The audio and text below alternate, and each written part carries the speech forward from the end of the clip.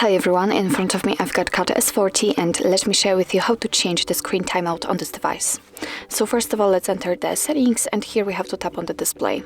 And as you can see here, we've got the sleep option, so simply tap on it. And here we've got some options from which we can choose. So we've got either 15 or 30 seconds, or 1, 2, 5, 10 or 30 minutes. As you can see, the 30 minutes option is chosen as applied because it is marked.